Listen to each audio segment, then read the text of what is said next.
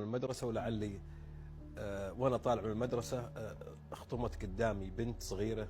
متى هذا؟ هذا قبل 37 سنة. لا إله إلا الله. القوارة، أنا كنت أدرس الثانوي في القوارة.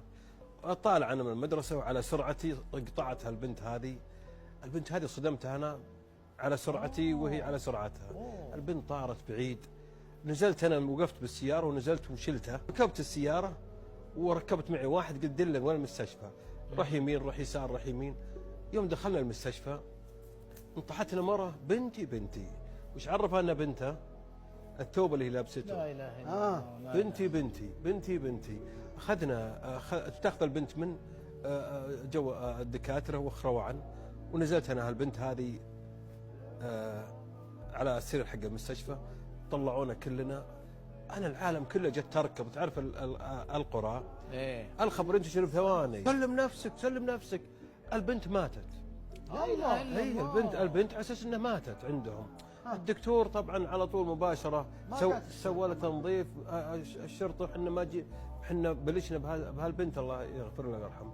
شالوا هالبنيه دي حطوها بالاسعاف ومباشره لبريده، تبعد بريده 70 كيلو عن هالمستشفى ذا. جت الشرطه نفسه يقول سلم نفسك. مسلم نفسي امرنا بس. جيب يحط الكلبشات بيدي الى على دخلت ابو البنت هذا لو اذكر اسمه 50 مره ما اوفي حقه. الله وجهه. هذا حتى في جميع صدقاتي يتصدق عن هذا الرجل. على دخلت ابو البنت. قال الشرطي وخر هذا ولدي. بيض الله وجهه. الله يجزاه. هذا ولدي. الله يجزاه. شلون هذا ولد؟ البنت حادث وما ندري عن حالته ولازم نسلمه للشرطه. قال سلمه للشرطه بس هذا ولدي بذمتي بعهدتي. تبي تحط كلبش يدي بيده. لا اله الا الله. وراح والدوريه تمشون قدامنا ودونا لحد بريده. كل احاسيسي كلها انتهت. صحيح. ما ادري يعني كانه حلم. صحيح. وسبت دخلنا على مدير المرور قسم الحوادث. قال هذا اللي صدم بنتي والبنت بنتي وانا متنازل عنه وطلعوا هالحين. يا الله يا الله. شو اللي طلعوا الحين؟ قال النظام ما هو بسيده ما بيطلعوا بس طلعوا وامشي توكل على الله. لا لازم توثق من المحكمه التنازل. الاشياء الثانيه البنت ما جانا تقرير هي توفت ولا لا. كان تنازل عنها سواء حيه ولا ميته. قال ما في تنازل بهذا الشكل. اب نادر هذا والله. صار بيحولون لنا دار ملاحظه بحكم النصارين. ذيك الايام شيء اسمه دار الملاحظه. كان معك احد ولا بالحالة كنت؟ انا لحالي، انا ما معي احد، معي هو. يا الله. يجيب لي اكل، يجيب لي ماء. قريب ذا الاب. ترك البنت بالمستشفى واخوانه وعمانه راحوا معنا المستشفى. بالقضاء والقدر ترى. هذا جلس معي يا رجل تقل وصي علي. ترك كل الامور. يوم صار المغرب العصر بيسلمونا لدار الملاحظه للتوقيف. قال ما تحولونه. يا ولد ايش دخلك انت؟ هذا النظام. قال النظام ولا من النظام؟ انا صاحب متنازل. انا صاحب البنت. لا البنت ما يدري هي حيه ولا ميته، ما في تقرير. الله يغفر له.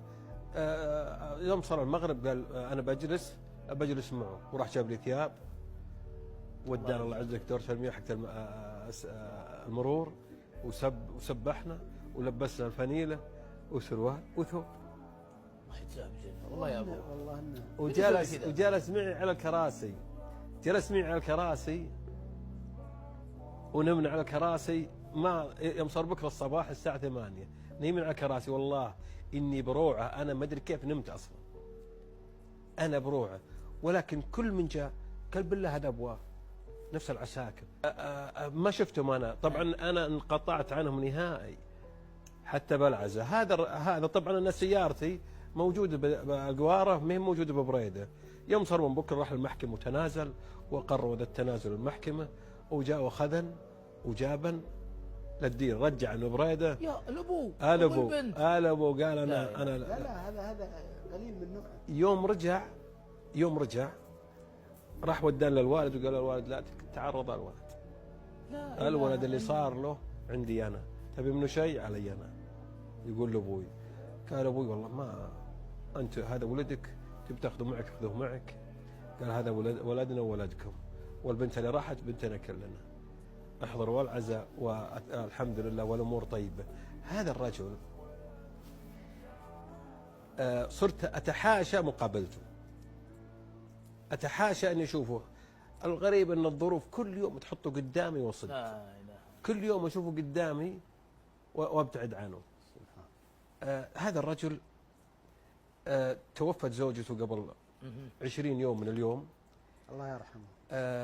جتها الرسالة يقول ان الام انها محللك يا ابراهيم. الله اكبر. بعده باسبوع يتوفى هذا الرجل نفسه، ويقول انا سبحان الله. توفى بعد زوجته باسبوع.